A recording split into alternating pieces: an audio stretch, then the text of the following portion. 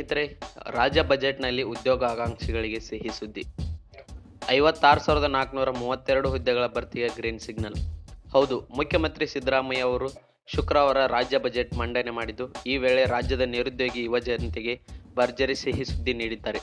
2026-27ನೇ ಸಾಲಿನ ಬಜೆಟ್ನಲ್ಲಿ ಬರೋಬ್ಬರಿ 56,432 ಹುದ್ದೆಗಳನ್ನು ಭರ್ತಿ ಮಾಡಲಾಗುವುದು ಎಂದು ಸಿಎಂ ಸಿದ್ದರಾಮಯ್ಯ ಅವರು ಘೋಷಣೆ ಮಾಡಿದರು. ವಿವಿಧ ಸರ್ಕಾರಿ ಇಲಾಖೆಗಳಲ್ಲಿ ಖಾಲಿ ಇರುವ ಹುದ್ದೆಗಳನ್ನು ಹಂತ ಹಂತವಾಗಿ ಭರ್ತಿ ಮಾಡುವ ಮೂಲಕ ಆಡಳಿತ ಯಂತ್ರವನ್ನು ಬಲಪಡಿಸುವುದು ಮತ್ತು ಯುವಕರಿಗೆ ಉದ್ಯೋಗಾವಕಾಶ ಕಲ್ಪಿಸುವುದು ಸರ್ಕಾರದ ಪ್ರಮುಖ ಆದ್ಯತೆಯಾಗಿದೆ ಎಂದು ಅವರು ತಿಳಿಸಿದ್ದಾರೆ. ಈ ಬೃಹತ್ ನೇಮಕಾತಿ ಪ್ರಕ್ರಿಯೆಯಲ್ಲಿ ಅಭ್ಯರ್ಥಿಗಳಿಗೆ ಅನುಕೂಲವಾಗುವಂತೆ ಸರ್ಕಾರವು ವಯೋಮಿತಿಯಲ್ಲಿ 5 ವರ್ಷಗಳ ಕಾಲ ಸಡಿಲಿಕೆ ನೀಡಿರುವುದು ವಿಶೇಷವಾಗಿದೆ. ಕಳೆದ ಕೆಲ ವರ್ಷಗಳಿಂದ ನೇಮಕಾತಿಗಾಗಿ ಕಾಯುತ್ತಿದ್ದ ಮತ್ತು ವಯೋಮಿತಿ ಮೀರಿದ ಅಭ್ಯರ್ಥಿಗಳಿಗೆ ಈ ನಿರ್ಧಾರವು ದೊಡ್ಡ ಆಸರೆಯಾಗಲಿದೆ. ಈ ನೇಮಕಾತಿ ಯೋಜನೆಯು ರಾಜ್ಯದ ಲಕ್ಷಾಂತರ ಉದ್ಯೋಗಾಕಾಂಕ್ಷಿಗಳಲ್ಲಿ ಹೊಸ ಆಶಾಕಿರಣ ಮೂಡಿಸಿದ್ದು, ಉದ್ಯೋಗ ಸೃಷ್ಟಿಯ ನಿಟ್ಟಿನಲ್ಲಿ ಇದೊಂದು ಐತಿಹಾಸಿಕ ಹೆಜ್ಜೆ ಎಂದು ಹೇಳಲಾಗುತ್ತಿದೆ. ರಾಜ್ಯದ ಪ್ರಮುಖ ಇಲಾಖೆಗಳಲ್ಲಿ ಖಾಲಿ ಇರುವ ಹುದ್ದೆಗಳನ್ನು ಭರ್ತಿ ಮಾಡುವುದರ ಮೂಲಕ ಆಡಳಿತ ವ್ಯವಸ್ಥೆಯನ್ನು ಬಲಪಡಿಸುತ್ತಿದ್ದೇವೆ. ನಮ್ಮ ಚುನಾವಣಾ ಪ್ರಣಾಳಿಕೆಯಂತೆ ಉದ್ಯೋಗ ಸೃಷ್ಟಿಗೆ ನಾವು ಆದ್ಯತೆ ನೀಡಿದ್ದೇವೆ. ಈ ವರ್ಷ 56,432 ಹುದ್ದೆಗಳನ್ನು ಭರ್ತಿ ಮಾಡುವ ಪ್ರಕ್ರಿಯೆಗೆ ಚಾಲನೆ ನೀಡಿದ್ದೇವೆ. ಉದ್ಯೋಗ ನೇಮಕಾತಿಗಳಲ್ಲಿ ನ್ಯಾಯಾಲಯದ ಪ್ರಕರಣಗಳಿಂದ ಉಂಟಾಗಿದ್ದ ವಿಳಂಬವನ್ನು ಪರಿಗಣಿಸಿ ವಯೋಮಿತಿಯಲ್ಲಿ ಒಂದು ಬಾರಿಗೆ 5 ವರ್ಷಗಳ ಸಡಿಲಿಕೆ ನೀಡಿದ್ದೇವೆ. ಸರ್ಕಾರಿ ಹುದ್ದೆಗಳನ್ನು ಭರ್ತಿ ಮಾಡುವುದರ ಜೊತೆಯಲ್ಲಿ ರಾಜ್ಯದ ರಸ್ತೆ, ಸೇತುವೆ, ಕಟ್ಟಡಗಳ ನಿರ್ಮಾಣಕ್ಕೂ ನಮ್ಮ ಸರ್ಕಾರ ಆದ್ಯತೆ ನೀಡುತ್ತಿದೆ.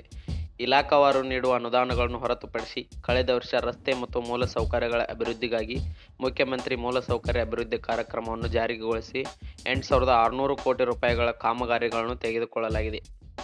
ಇದರ ಎರಡನೇ ಹಂತವಾಗಿ 2026-27ನೇ ಸಾಲಿನಲ್ಲಿ 4,000 ಕೋಟಿ ರೂಪಾಯಿ ಮೊತ್ತದ ಕಾಮಗಾರಿಗಳನ್ನು ಕೈಗೆತ್ತಿಕೊಳ್ಳಲಾಗುವುದು.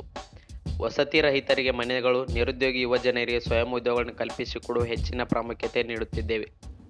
ಹವಾಮಾನ ಬದಲಾವಣೆಯಿಂದ ಉಂಟಾಗುತ್ತಿರುವ ತಲ್ಲಣಗಳನ್ನು ನಿಭಾಯಿಸಲು ಸೂಕ್ತ ಕಾರ್ಯತಂತ್ರಗಳನ್ನು ರೂಪಿಸುತ್ತಿದ್ದೇವೆ. ಪ್ರಾದೇಶಿಕ ಅಸಮತೋಲನ ನಿವಾರಣೆಗೆ ಮತ್ತಷ್ಟು ಹೆಚ್ಚಿನ ಆದ್ಯತೆ ನೀಡುತ್ತಿದ್ದೇವೆ. ಪ್ರೊಫೆಸರ್ ಎಂ ಗೋವಿಂದರಾವ್ ಸಮಿತಿಯ ಶಿಫಾರಸುಗಳಿಗೆ ತಾತ್ವಿಕ ಅನುಮೋದನೆ ನೀಡಲಾಗಿದೆ. ರಾಜ್ಯ ನೀತಿ ಮತ್ತು ಯೋಜನಾ ಆಯೋಗ, 5ನೇ ಹಣಕಾಸು ಆಯೋಗ, ಆಡಳಿತ ಸುಧಾರಣಾ ಆಯೋಗಗಳ ಶಿಫಾರಸುಗಳನ್ನು ಪರಿಶೀಲಿಸಿ ಅನುಷ್ಠಾನಗೊಳಿಸಲು ಬದ್ಧರಾಗಿದ್ದೇವೆ. ಕರ್ನಾಟಕದ ಮಾಹಿತಿ ಮತ್ತು ಜೈವಿಕ ತಂತ್ರಜ್ಞಾನ, ಸ್ಟಾರ್ಟ್ಅಪ್, ಎಲೆಕ್ಟ್ರಾನಿಕ್ಸ್, ಏರೋಸ್ಪೇಸ್ ಕ್ಷೇತ್ರಗಳಲ್ಲಿನ ಸಾಧನೆಗಳು ಜಾಗತಿಕ ಹೂಡಿಕೆ ಮತ್ತು ಪ್ರತಿಭೆಗಳನ್ನು ಸೆಳೆಯುತ್ತಿವೆ. ಬಿಯಾಂಡ್ ಬೆಂಗಳೂರು ಪರಿಕಲ್ಪನೆಯು ಹೆಚ್ಚಿನ ಬಂಡವಾಳಗಳನ್ನು ಆಕರ್ಷಿಸುತ್ತಿದೆ.